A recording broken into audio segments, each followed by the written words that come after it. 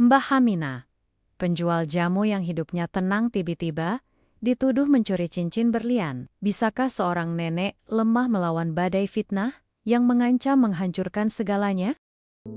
Mentari pagi di desa Mekarsari selalu membawa janji kehangatan dan kesibukan. Sinar keemasan itu menembus sela-sela dedaunan pohon mangga yang rindang, jatuh tepat di teras rumah Mbah Hamina. Udara pagi masih segar, membawa aroma tanah basah, bercampur wangi melati dari pekarangan tetangga. Namun, yang paling khas dari rumah Mbah Hamina adalah semerbak wangi rempah dan dedaunan yang direbus, aroma jamu yang telah menjadi bagian tak terpisahkan dari identitasnya. Setiap subuh, jauh sebelum ayam jantan tetangga berkokok penuh semangat, Mbah Hamina sudah bangun, bukan karena paksaan, melainkan karena panggilan hati. Tangannya yang keriput, namun masih cekatan, bergerak lincah meracik bahan-bahan alami. Kunyit yang baru dipetik dari kebun belakang, temulawak, jahe, daun sirih, dan berbagai empon-empon lainnya berpadu dalam panci besar yang mengepulkan uap hangat. Air mendidih mendesis pelan, seolah ikut berbisik menyiapkan ramuan kesehatan yang telah turun-temurun menjadi warisan keluarganya. Usianya sudah menginjak kepala 8, namun semangatnya tak pernah padam. Ia adalah potret sesungguhnya dari keteguhan dan kebaikan hati yang jarang ditemukan di era modern ini. Mbah Hamina bukanlah wanita yang berpendidikan tinggi, apalagi kaya raya. Ia hanya seorang nenek sederhana yang mengabdikan hidupnya untuk merawat cucu semata wayangnya, Bima, dan juga melayani kesehatan warga desa dengan ramuan jamunya. Rumahnya kecil, terbuat dari kayu dan anyaman bambu, dikelilingi taman obat yang rimbun. Disitulah ia menghabiskan sebagian besar waktunya, meracik jamu, bercocok tanam, atau sekadar menikmati secangkir teh jahe di teras, sambil memandangi hijaunya sawah di kejauhan. Warga desa Mekarsari mengenalnya sebagai sosok yang ramah, tulus, dan selalu siap membantu. Senyumnya yang menyejukkan dan tatapan matanya yang teduh mampu meluluhkan hati siapapun yang berbicara dengannya. Ia tak pernah menuntut banyak, cukup dengan melihat warga desa sehat dan bahagia. Hatinya sudah merasakan kepuasan yang mendalam.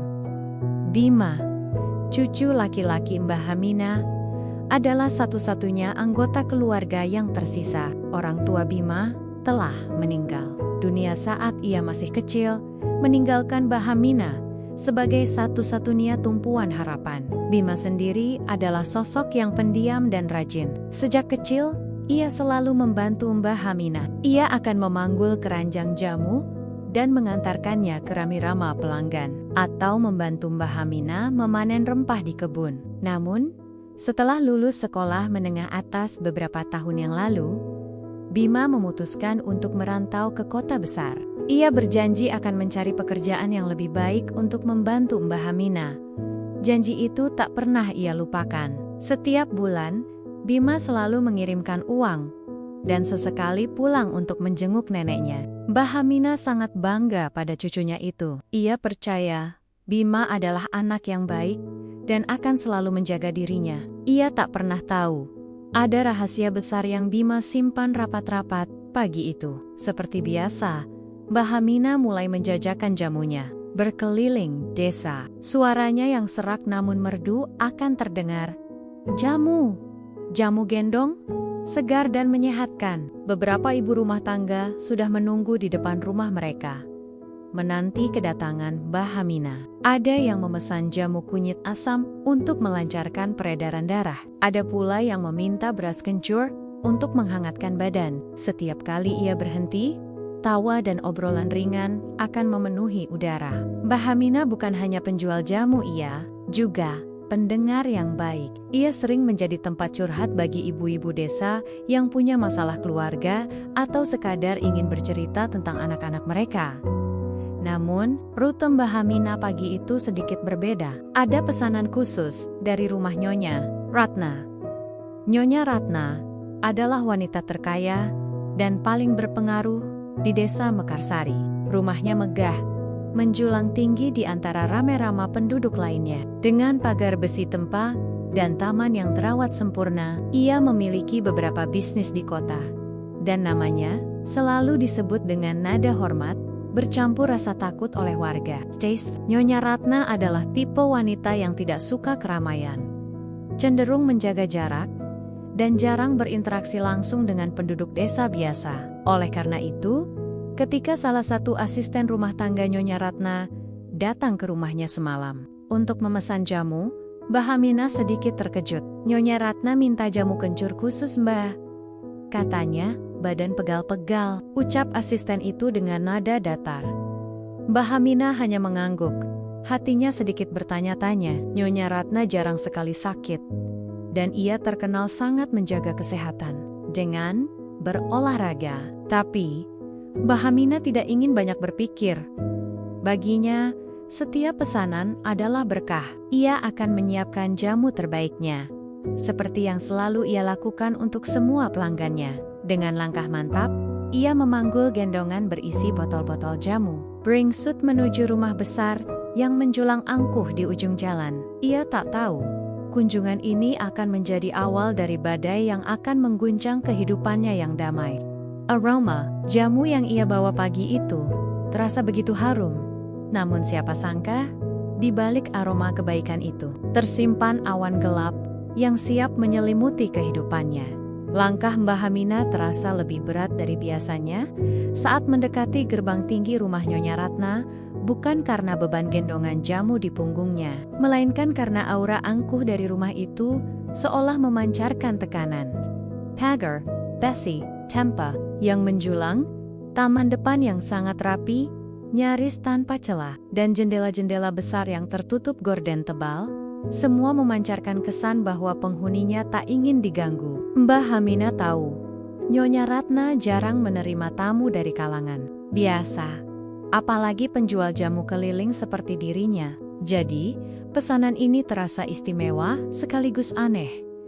Seorang asisten rumah tangga dengan seragam rapi membukakan gerbang, wajahnya datar, tanpa senyuman. "Mbah Hamina, ya silakan masuk," ucapnya singkat, suaranya nyaris berbisik. Mbah Hamina mengangguk, sopan, melangkah masuk ke halaman yang luas dan hening. Udara di sini terasa berbeda, dingin, seolah tak ada kehangatan yang diizinkan masuk. Ia mengikuti langkah asisten itu menuju bagian belakang rumah, di mana sebuah pendopo kecil dengan meja dan kursi ukiran terlihat elegan. Tak lama, Nyonya Ratna muncul. Wanita itu mengenakan gaun sutra yang menjuntai indah. Rambutnya ditata rapi, dan perhiasan berkilauan melingkari leher serta pergelangan tangannya. Nyonya Ratna selalu tampak sempurna, bahkan di pagi hari. Namun, ada sesuatu di matanya yang dingin, tatapan yang membuat Mbah Hamina sedikit gemetar. Wanita itu tak tersenyum, hanya menunjuk ke salah satu kursi. "Duduk, Mbah," katanya dengan nada yang terdengar lebih seperti perintah daripada tawaran. Mbah Hamina meletakkan gendongannya. Dengan hati-hati, ia mengeluarkan sebotol jamu beras kencur yang sudah ia siapkan khusus. "Ini jamunya, Nyonya. Sudah saya racik pagi-pagi. Dijamin segar dan berkhasiat untuk pegal-pegal," ucap Mbah Hamina dengan suara ramah, mencoba mencairkan suasana. Nyonya Ratna hanya mengangguk tipis, nyaris tak terlihat. Ia mengambil botol jamu itu, memeriksanya sekilas, lalu menyerahkannya kembali kepada asistennya tanpa mengucapkan sepatah kata pun. Tidak ada basi-basi, tidak ada senyuman, hanya kebisuan yang canggung. Mbah Hamina merasa sedikit tidak nyaman. Ia terbiasa dengan pelanggan yang ramah, yang akan mengajaknya berbincang sejenak, menanyakan kabar, atau bahkan memintanya beristirahat sebentar. Tapi, di rumah ini, suasana terasa begitu beku. "Sudah, itu saja. Terima kasih," kata Nyonya Ratna. Tangannya melambai kecil, isyarat untuk mengakhiri pertemuan. Mbah Hamina mengerti. Ia segera berdiri, menggendong kembali keranjang jamunya. "Baik, Nyonya, semoga lekas pulih ya," ucap Mbah Hamina sebelum berbalik dan melangkah pergi. Ia melirik sekilas. Nyonya Ratna sudah berbalik memunggunginya. sibuk dengan ponsel di tangannya. Interaksi yang singkat, dingin, dan nyaris tanpa makna, Bahamina berjalan pulang dengan perasaan campur aduk. Ia bersyukur mendapatkan pesanan, tetapi hati kecilnya merasa ada yang tidak beres dengan sikap Nyonya Ratna. Namun, ia tidak mau ambil pusing. Mungkin memang begitu watak orang kaya, pikirnya. Ia kembali ke rutinitasnya, melayani pelanggan lain, dan pulang ke rumah saat matahari sudah mulai meninggi. Kehidupannya yang sederhana kembali menemukan ritmenya.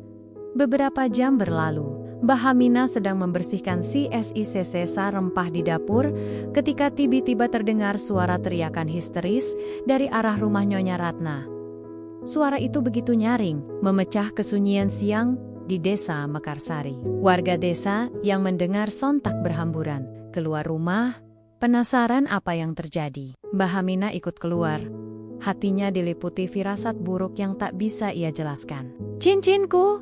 Cincinku hilang! Suara Nyonya Ratna terdengar lagi. Kali ini lebih panik dan penuh amarah. Siapa yang mengambilnya? Kalian semua? Jangan pura-pura tidak tahu. Warga desa mulai berkumpul di depan gerbang rumah Nyonya Ratna, berbisik. Tiba-tiba, Nyonya Ratna muncul di ambang pintu rumahnya. Wajahnya memerah padam, matanya melotot tajam ke arah kerumunan. Ia menyapu pandangannya, mencari-cari, dan tatapannya berhenti tepat pada Mbah Hamina yang berdiri agak jauh di belakang. Kerumunan warga. Kau, Mbah Hamina, teriak Nyonya Ratna, menunjuk Mbah Hamina dengan jari telunjuknya yang ramping. Suaranya penuh tuduhan, menggema di seluruh penjuru desa. Kau yang mencuri cincin berlianku? Pasti kau. Warga desa yang tadinya berbisik-bisik kini terdiam. Keheningan yang tiba-tiba melanda terasa memekakkan telinga. Semua mata tertuju pada Mbah Hamina. Wajah Mbah Hamina yang keriput seketika pucat pasi.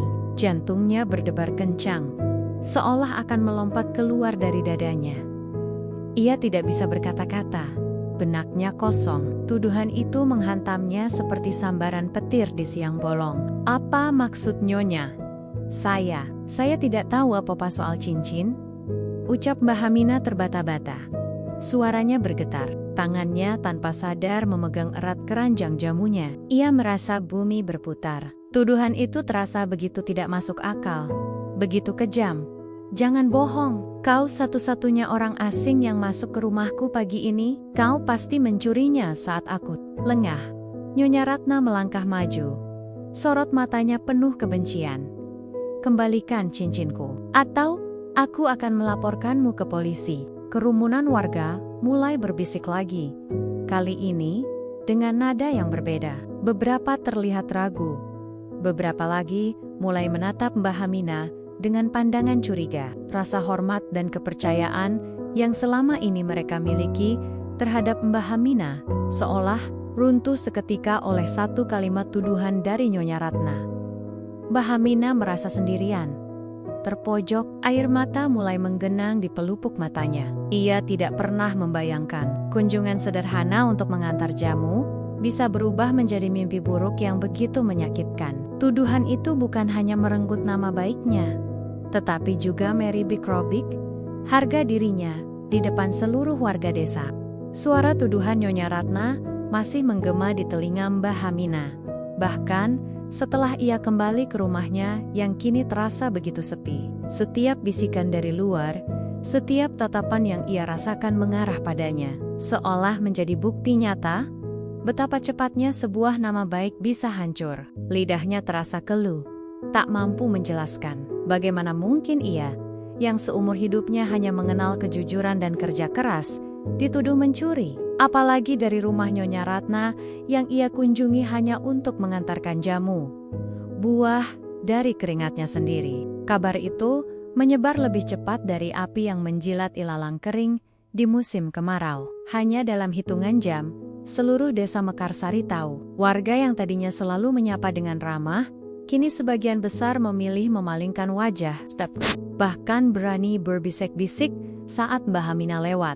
Kata-kata seperti pencuri, tidak tahu diri, dan menjual jamu tapi mencuri terdengar samar-samar. Hatinya seperti diiris sembilu. Ia tak bisa makan, tak bisa tidur nyenyak. Malam-malamnya diisi dengan air mata dan pertanyaan tanpa jawaban. Mengapa Nyonya Ratna begitu yakin? Mengapa ia tidak bertanya baik-baik dulu? Pagi berikutnya, Mbah Hamina mencoba memberanikan diri. Ia mencoba pergi ke pasar, seperti rutinitasnya selama puluhan tahun. Namun, baru beberapa langkah dari rumah, ia merasakan atmosfer yang berbeda. Ibu-ibu yang biasanya mengerubunginya untuk membeli jamu kini menjauh. Penjual sayur yang selalu memberinya bonus kini menatapnya dengan pandangan curiga. Beberapa anak-anak kecil yang biasanya berebut untuk membantunya membawakan gendongan jamu kini bersembunyi di balik rok ibu mereka. Ia merasa seperti kuman, sesuatu yang kotor dan menjijikkan yang harus dihindari. Ia tidak sanggup. Dengan langkah gontai, Mbah Hamina kembali ke rumahnya. Hari itu, ia tidak berjualan. Untuk pertama kalinya dalam sejarah hidupnya, Mbah Hamina tak menjajakan jamunya.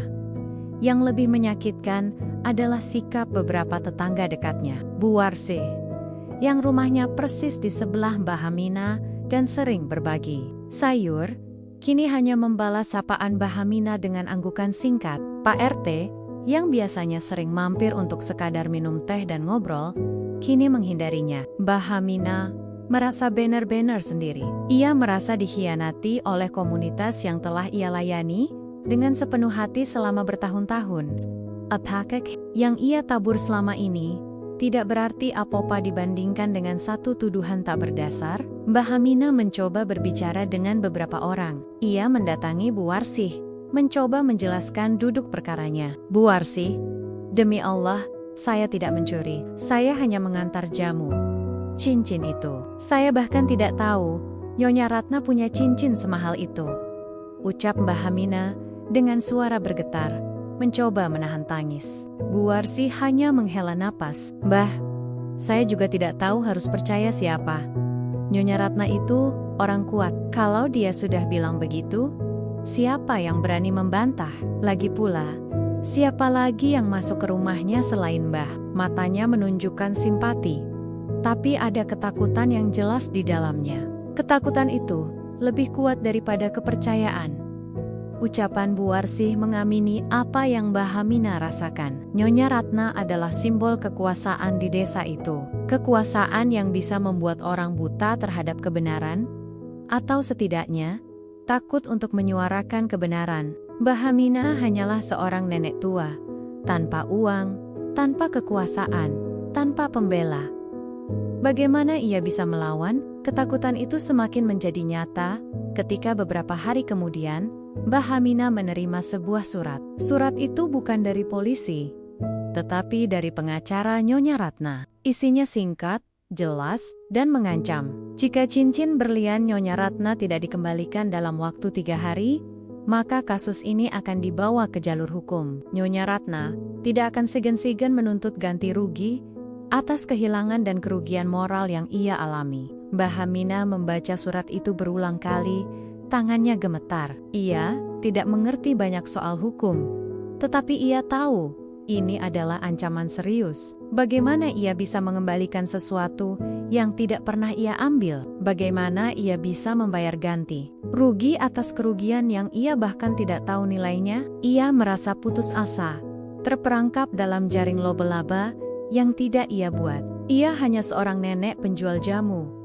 Bagaimana mungkin ia melawan seorang wanita kaya dengan pengacara? Pikirannya kacau. Air matanya tak lagi bisa ia bendung. Kesendirian dan ketidakberdayaan mencengkeramnya erat.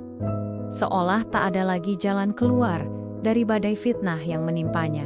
Berita buruk, seolah memiliki sayap tak kasat mata, selalu menemukan jalannya. Bahkan ke kota besar, ratusan kilometer jauhnya dari desa Mekarsari. Bima, cucu Mbah Hamina, sedang berpeluh di bengkel tempatnya bekerja ketika sebuah pesan singkat dari tetangga lamanya masuk ke ponsel bututnya. Matanya membulat sempurna, membaca rentetan kata-kata yang begitu menusuk. Mbah Hamina dituduh mencuri. Nyonya Ratna mengancam akan memenjarakannya. Seketika, palu di tangannya jatuh. berdentum keras di lantai beton. Darahnya berdesir.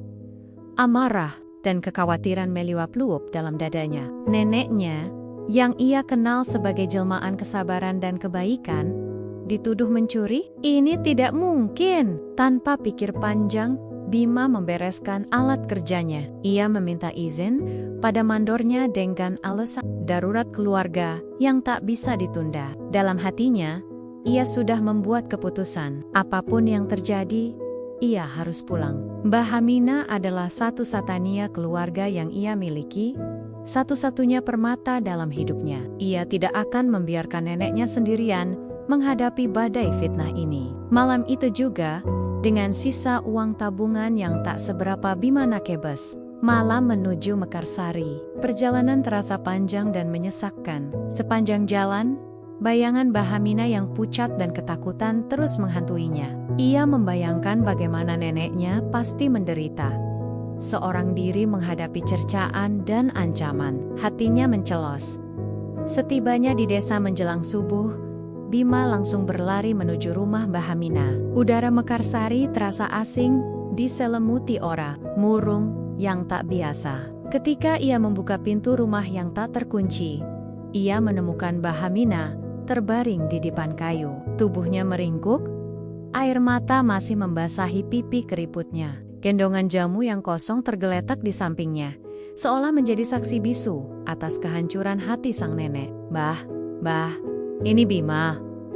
Panggil Bima. Suaranya tercekat. Ia berlutut di samping dipan, menggenggam tangan Mbah Hamina yang dingin. Mbah Hamina terkejut. Matanya yang sembab perlahan terbuka. Ketika melihat wajah cucunya, setitik harapan yang nyaris padam kembali menyala. Air matanya kembali tumpah. Namun kali ini bukan air mata kesedihan, melainkan kelegaan yang luar biasa.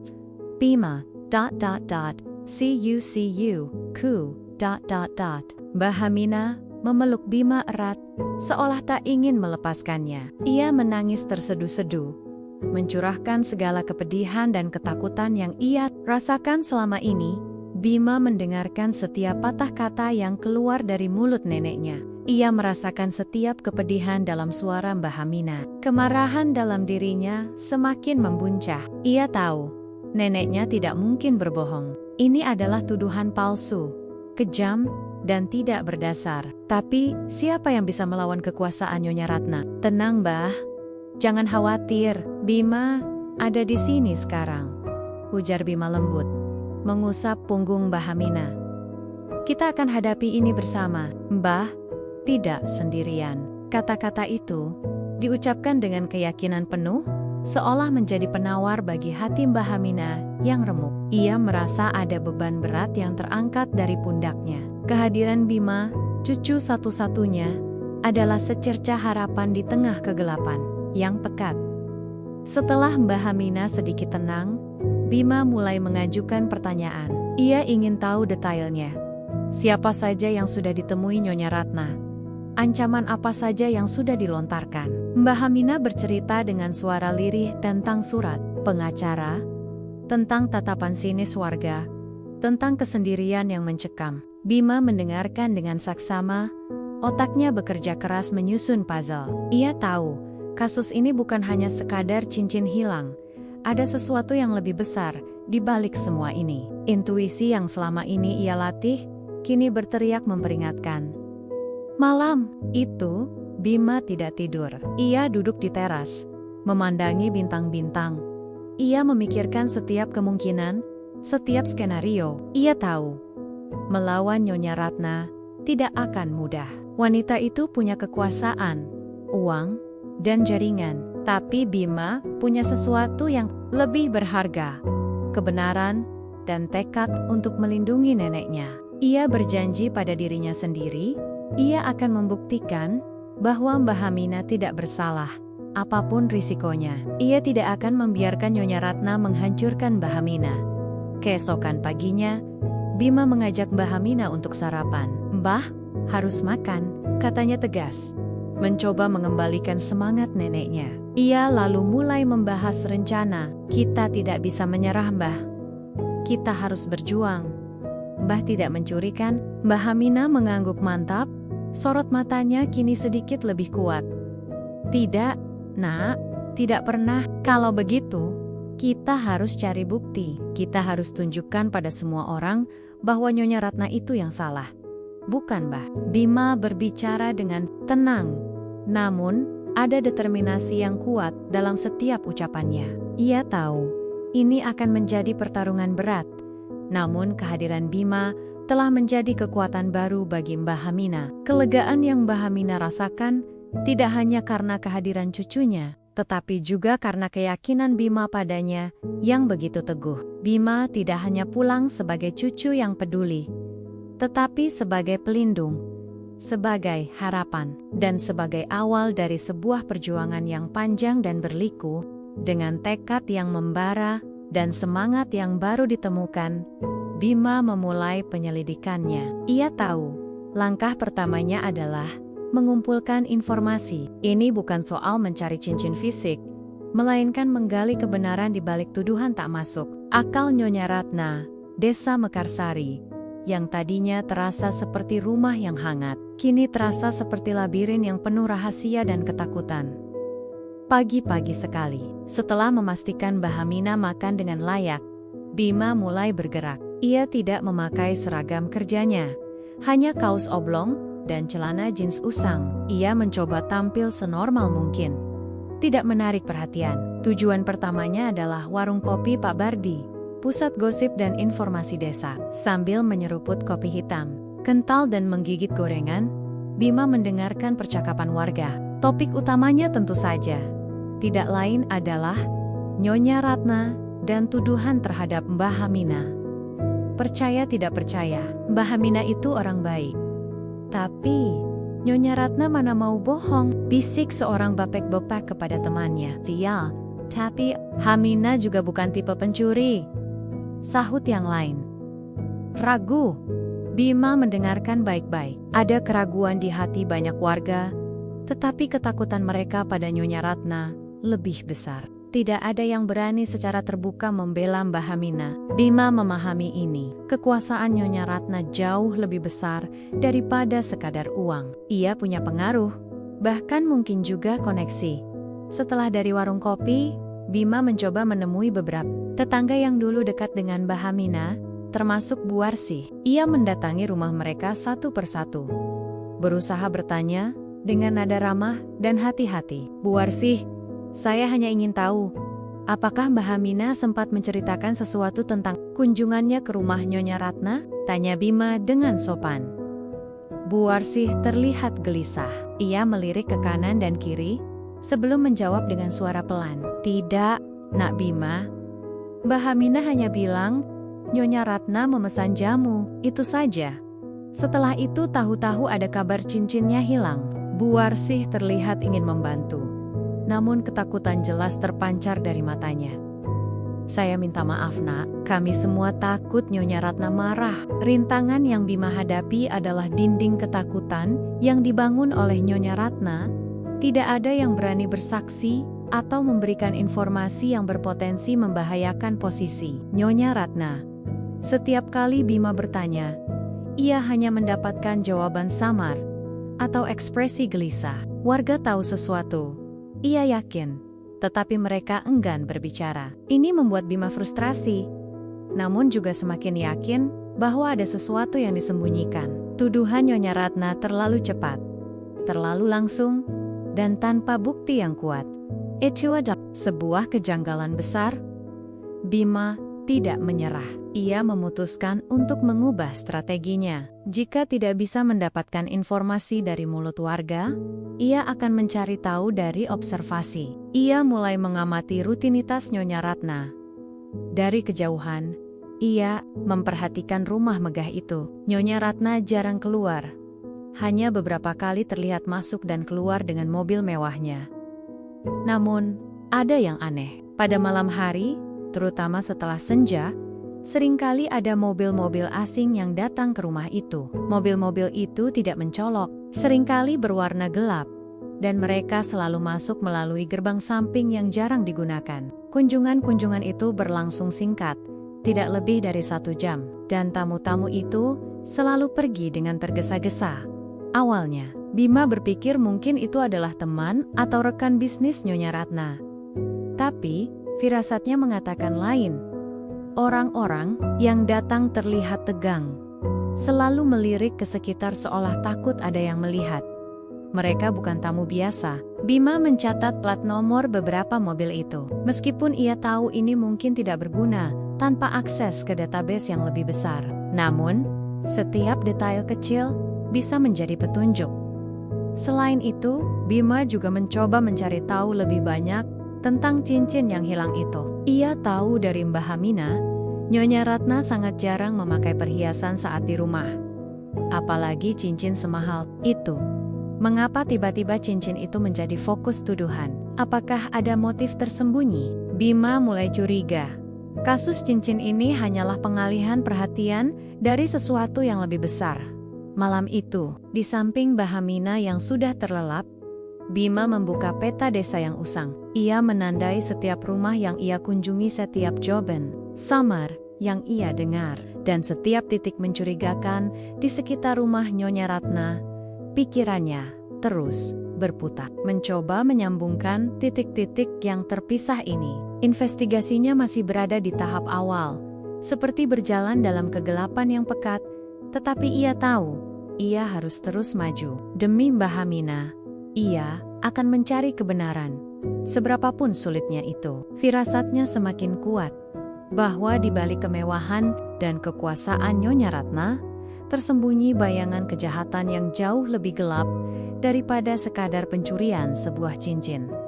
Intrik di balik kemewahan minggu-minggu berlalu. Namun tekanan terhadap Mbah Hamina tak kunjung surut. Bahkan, seiring berjalannya waktu, ancaman dari Nyonya Ratna justru semakin intens. Tak hanya melalui surat dari pengacara, kini teror-teror kecil mulai menimpa Mbah Hamina dan Bima. Terkadang, batu kecil dilemparkan ke atap rumah mereka di tengah malam. Di lain waktu, pintu rumah mereka diketuk keras-keras tanpa ada orang di luar. Ada pula beberapa kali Mbah Hamina menemukan kotoran hewan di teras rumahnya. Semua ini adalah bentuk intimidasi. Sebuah pesan jelas bahwa Nyonya Ratna tidak main-main. Mbah Hamina, yang biasanya tegar, mulai menunjukkan tanda-tanda kelelahan. Wajahnya semakin pucat, tidurnya tak lagi nyenyak, dan nafsu makannya menurun drastis. Ia sering termenung. Pandangannya kosong. Sampai kapan ini akan berakhir, Bima? Bisiknya suatu malam. Suaranya parau oleh keputusasaan. Nenek sudah tidak kuat lagi.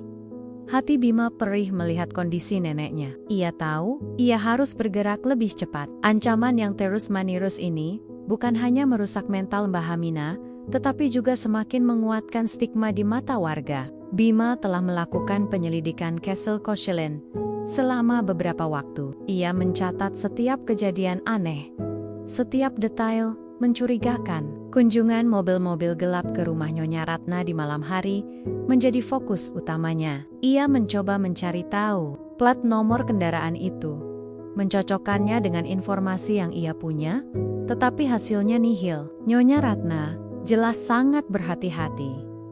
Suatu sore, saat Bima sedang mengamati dari kejauhan, ia melihat sesuatu yang ganjil. Sebuah van hitam dengan kaca gelap yang sering ia lihat datang ke rumah Nyonya Ratna di malam hari kini berhenti di dekat persawahan di pinggir desa.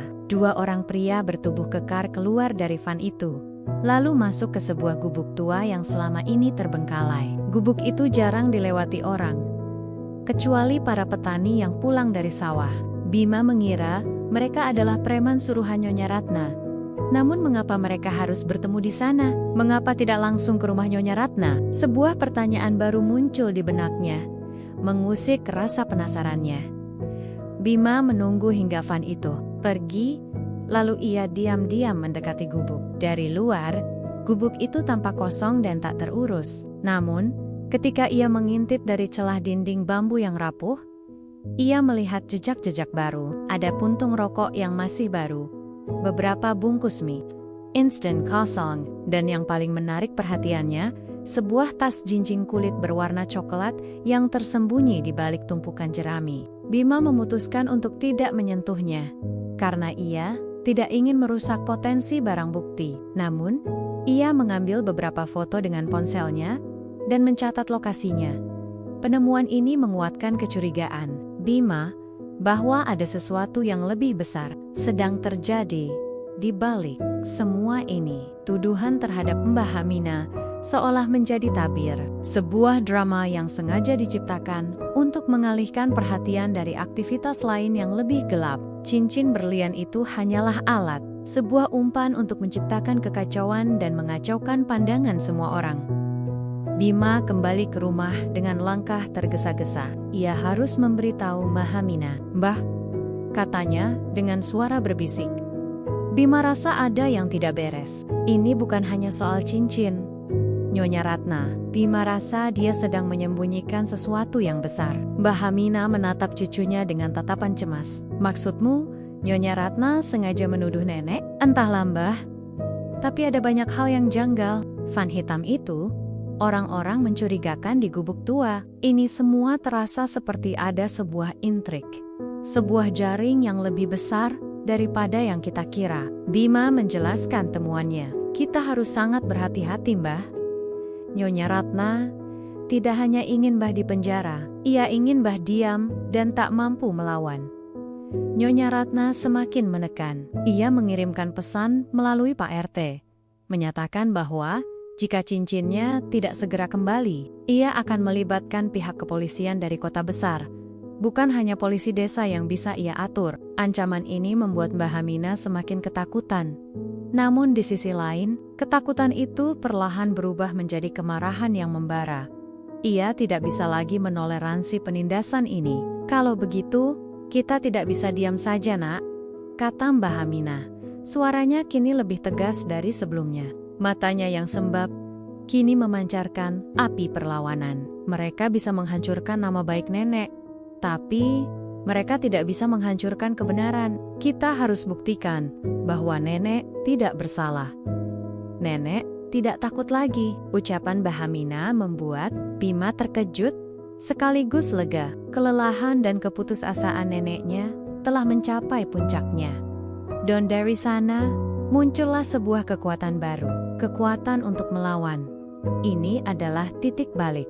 Bima tahu saatnya telah tiba untuk mengungkapkan kartu yang ia simpan rapat-rapat. Saatnya untuk beralih dari penyelidikan amatir menjadi langkah yang lebih strategis, memanfaatkan kemampuan yang sebenarnya ia miliki. Puncak konflik sudah di depan mata. Jaring laba-laba terkuak melihat nyala api perlawanan di mata Mbah Hamina.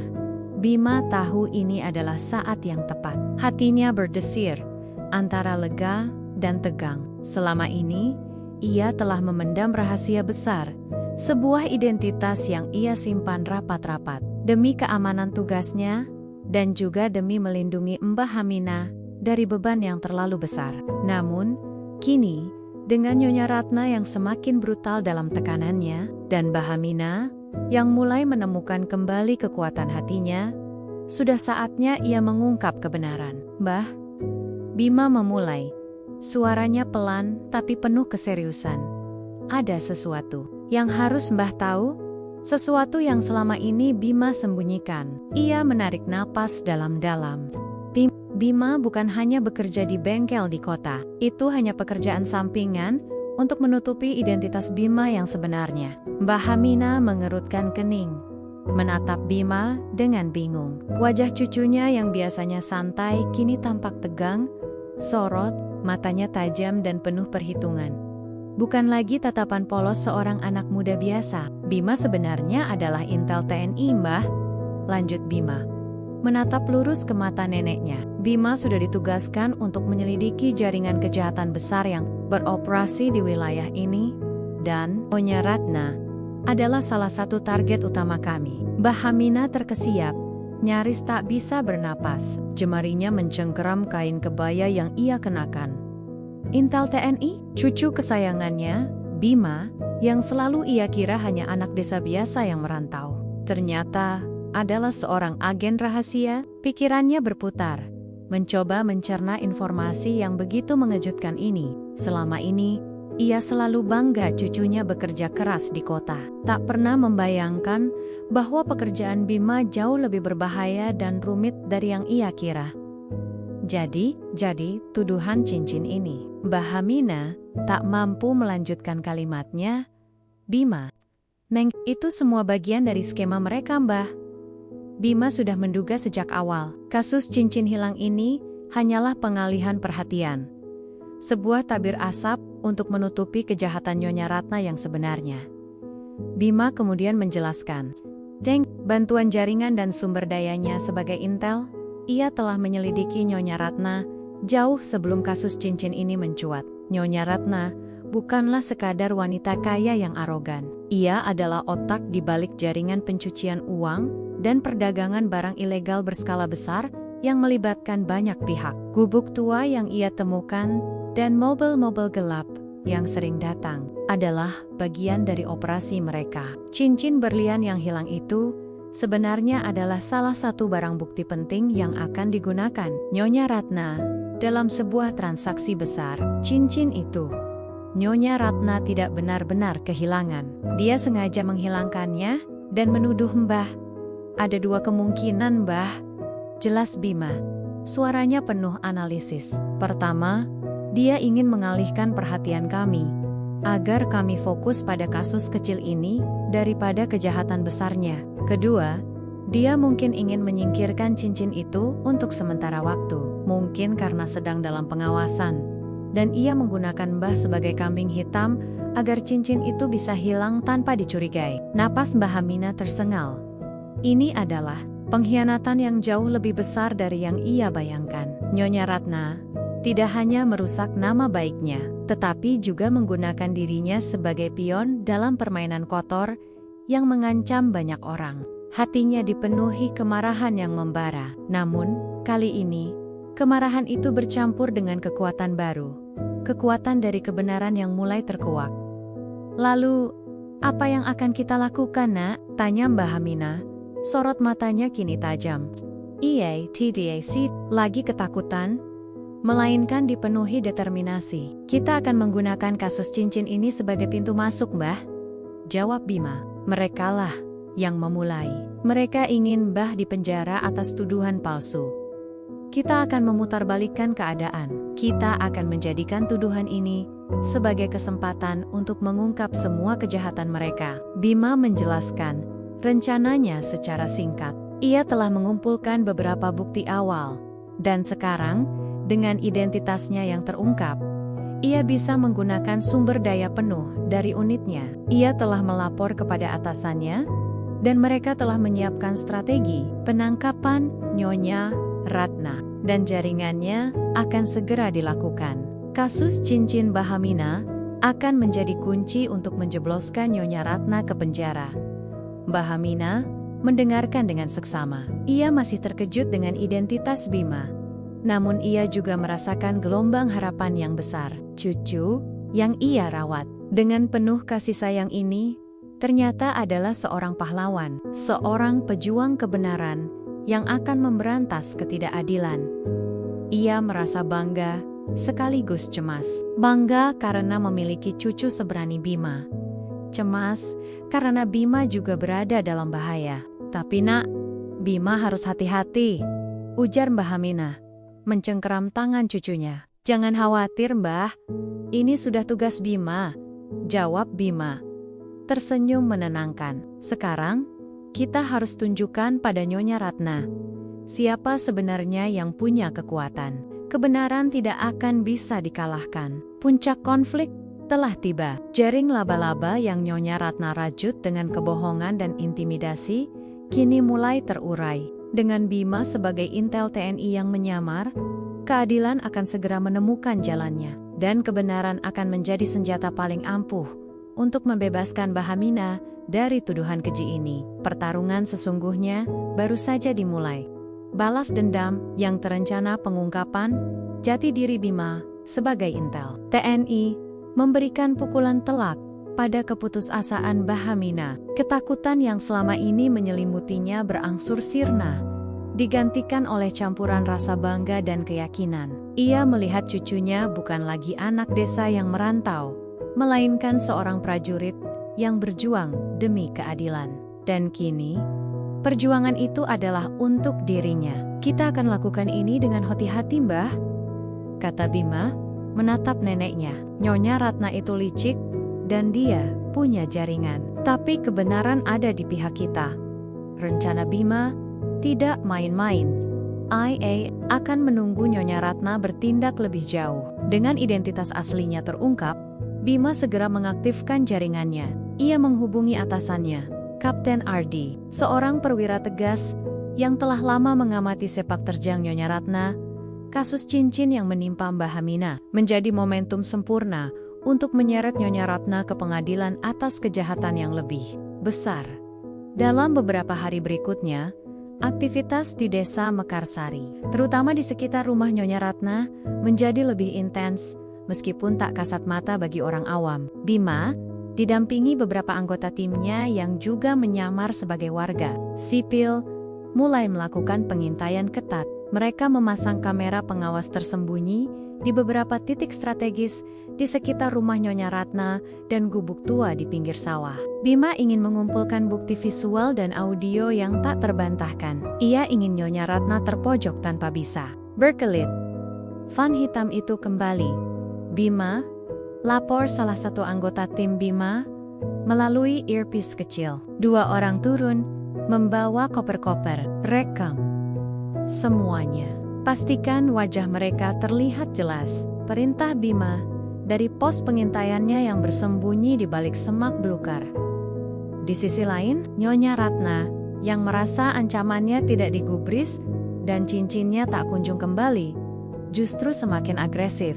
Ia mulai mengutus PREMA, unpayment bayarannya, untuk mengganggu Mbah Hamina secara lebih terbuka. Suatu sore, saat Mbah Hamina duduk di teras, 2 pria bertubuh besar dengan tato di lengan muncul di depan rumahnya. "Nenek ini bandel juga ya," kata salah satu preman dengan nada mengancam. "Sudah dibilang baik-baik, cincinnya kembalikan. Sejenggen, sampai kami bertindak kasar." Mbah Hamina, yang kini didampingi Bima, tidak gentar. Ia tahu ini adalah bagian dari taktik Nyonya Ratna. Bima berdiri di samping neneknya, tatapannya dingin dan tajam. "Pelanglah, atau kalian akan berurusan dengan kami, bukan hanya nenek saya," ucap Bima dengan suara datar. Namun ada aura kekuatan yang jelas di dalamnya. Para preman itu sedikit terkejut melihat keberanian Bima.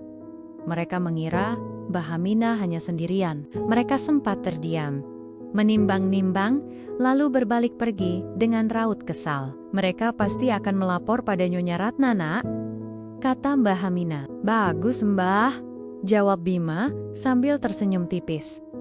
"Itu artinya dia akan semakin terpojok. Semakin dia bertindak, semakin banyak kesalahan yang akan dia buat, dan semakin banyak bukti yang akan kita dapatkan." Perilaku Nyonya Ratna yang semakin nekat dan turang-turangan justru menjadi bumerang baginya. Setiap langkah agresif yang ia ambil, setiap ancaman yang ia lontarkan, menjadi bukti tambahan bagi tim Intel Bima.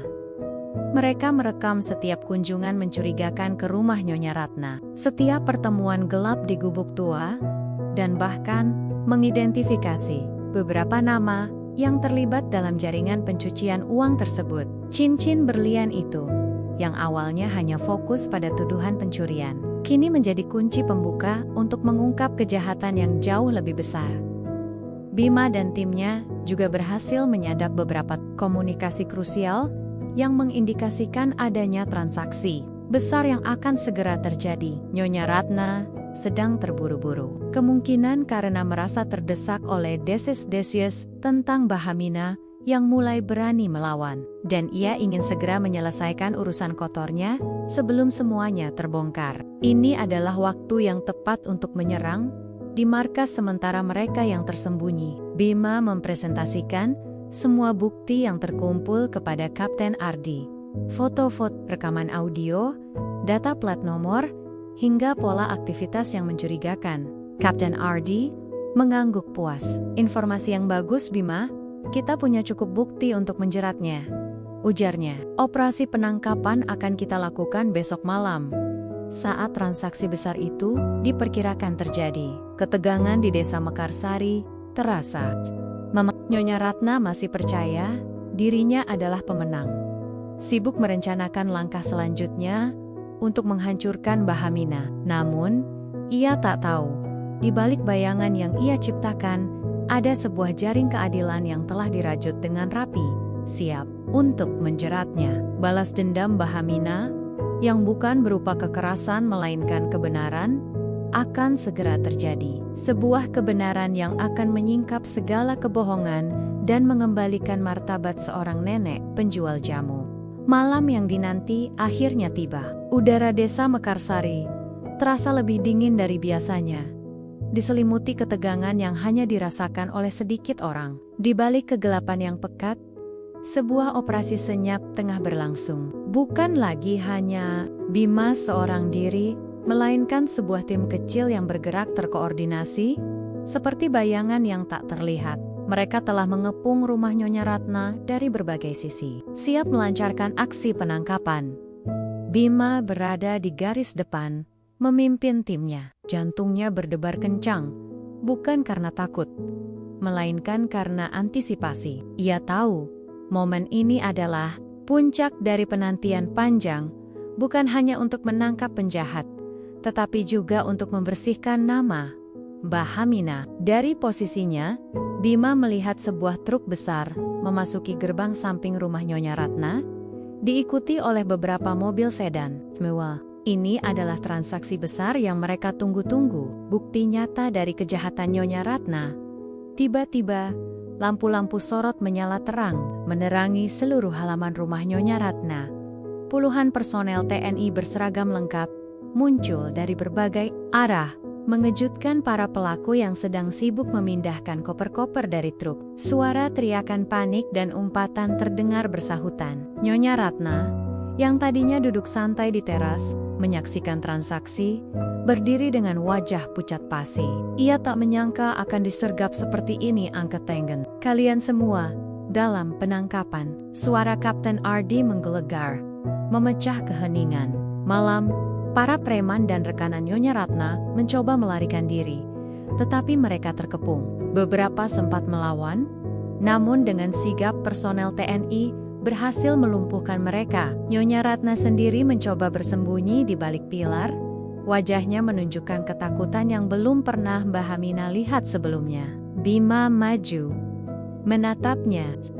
Nyonya Ratna, Anda ditangkap atas tuduhan pencucian uang, perdagangan ilegal, dan intimidasi, ucap Bima dengan nada dingin. Dan yang paling penting, atas tuduhan palsu terhadap Bahamina. Wajah Nyonya Ratna semakin memucat. Ia tak bisa berkata-kata, hanya bisa menatap Bima dengan pandangan tak percaya. Ia mengenali Bima, cucu si penjual jamu itu. Bagaimana mungkin? Keesokan harinya, seluruh desa Mekarsari digegerkan oleh berita penangkapan Nyonya Ratna dan jaringannya. Wartawan dari kota berdatangan, meliput kejadian besar itu. Foto-foto Nyonya Ratna yang diborgol terpampang di halaman depan koran-koran lokal. Bahamina, yang didampingi Bima, dipanggil untuk memberikan kesaksian. Di balai desa yang penuh sesak dengan warga dan wartawan, Bahamina duduk di kursi saksi. Awalnya ia ragu, namun melihat tatapan menguatkan dari Bima, ia menghela napas dan mulai bercerita. Dengan suara bergetar namun jelas, ia menceritakan bagaimana ia dituduh mencuri cincin yang tidak pernah ia sentuh. Bagaimana ia diancam, bagaimana ia merasakan kehancuran nama baiknya. Kemudian, Bima maju. Dengan tenang dan lugas ia memaparkan semua bukti yang telah mereka kumpulkan. Rekaman video transaksi ilegal, percakapan yang disadap, identitas anggota jaringan, Nyonya Ratna hingga temuan-temuan di gubuk tua. Ia menjelaskan bagaimana cincin yang hilang itu adalah bagian dari skema penipuan besar. Bagaimana Nyonya Ratna sengaja menggunakannya untuk mengalihkan perhatian dan menjebak Bahamina sebagai kambing hitam.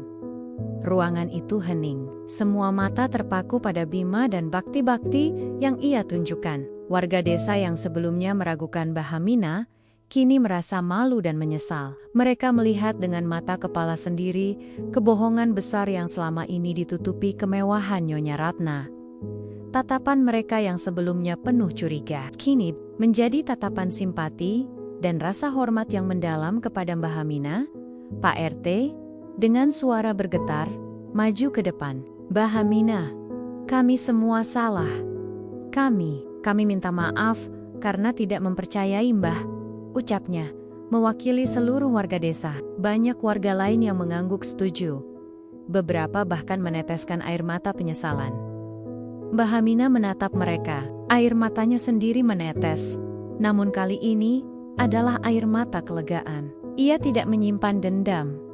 Ia hanya ingin kebenaran terungkap. Tidak apa-apa, Nak. Yang penting kebenaran sudah terungkap, jawab Bahamina dengan senyum tulus yang sudah lama tidak terlihat di wajahnya. Berita tentang Bahamina nenek penjual jamu yang dituduh mencuri, namun berhasil membongkar kejahatan besar berkat cucunya, seorang intel TNI, Manubar Luis. Kisahnya menjadi inspirasi, sebuah bukti bahwa keadilan pada akhirnya akan selalu menemukan jalannya. Tak peduli seberapa kuat dan berkuasa pihak yang menindas, Bahamina tidak hanya membersihkan namanya, tetapi juga mengembalikan martabatnya yang sempat tercoreng. Cahaya terang kebenaran telah menyinari desa Mekarsari, mengusir bayangan kelam yang sempat mencengkeramnya. Damai setelah badai desa Mekarsari kembali menemukan kedamaiannya, bahkan mungkin lebih tenang dari sebelumnya. Aroma jamu yang khas dari rumah Bahamina kini tercium lebih harum, seolah membawa cerita tentang keteguhan dan kemenangan. Rumah Bahamina kembali ramai, bukan lagi oleh bisikan fitnah, melainkan oleh senyum dan sapaan tulus dari para tetangga yang datang untuk meminta maaf dan membeli jamunya. Bahamina, dengan wajah yang kini lebih cerah dan mata yang kembali memancarkan kehangatan, kembali ke rutinitasnya. Setiap pagi, ia meracik jamu dengan riang. Senandung kecil keluar dari bibir keriputnya. Ia kembali menjajakan jamunya keliling desa. Dan kali ini, sambutan yang ia dapatkan jauh berbeda. Ibu-ibu menyambutnya dengan pelukan erat, bapek-bopak menunduk hormat. Dan anak-anak berebut membantu membawakan gendongannya. Tidak ada lagi tatapan curiga, hanya penyesalan dan penghargaan yang tulus. Reputasinya tidak hanya pulih tetapi justru menjulang tinggi. Ia kini bukan hanya penjual jamu, melainkan simbol perlawanan terhadap ketidakadilan.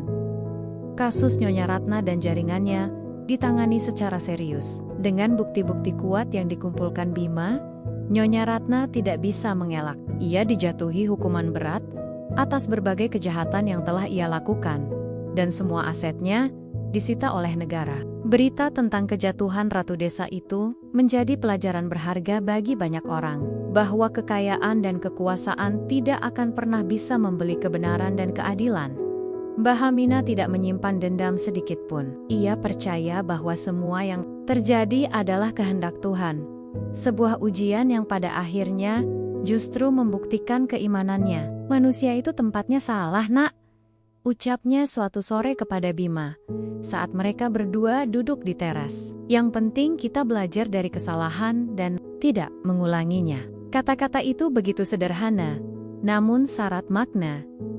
Bima, sang cucu pahlawan, mendapatkan pujian atas kinerjanya. Ia berhasil membongkar jaringan kejahatan yang telah lama menjadi target. Namun, Bima tidak berlama-lama di desa Mekarsari. Tugasnya sebagai intel TNI memanggilnya kembali. Ia harus kembali ke kota, kembali ke kehidupannya yang penuh risiko dan rahasia. Bima harus pergi lagi, Mbah, kata Bima suatu pagi setelah sarapan. Ada tugas lain yang menunggu. Bahamina mengangguk. Sorot matanya kini dihiasi kebanggaan, bukan lagi kecemasan berlebihan. Pergilah, Nak. Lakukan tugasmu dengan baik. Mbah tahu, Bima adalah anak yang baik dan berbakti. Jangan khawatirkan Mbah di sini. Mereka berpelukan erat. Ikatan antara nenek dan cucu itu kini semakin kuat, terjalin oleh benong-benong kebenaran dan perjuangan yang mereka lalui bersama. Bima berjanji akan sering pulang dan Bahamina berjanji akan selalu mendoakannya. Setelah kepergian Bima, Bahamina kembali menjalani kehidupannya yang sederhana. Ia tetap berjualan jamu, berinteraksi dengan warga, dan menikmati setiap momen kedamaian yang ia rasakan. Ia adalah bukti hidup bahwa seorang yang lemah sekalipun, dengan keteguhan hati dan bantuan dari kebenaran, bisa mengalahkan penindasan. Kisahnya menjadi legenda di Desa Mekarsari, diceritakan dari mulut ke mulut, menjadi inspirasi bagi generasi-generasi selanjutnya.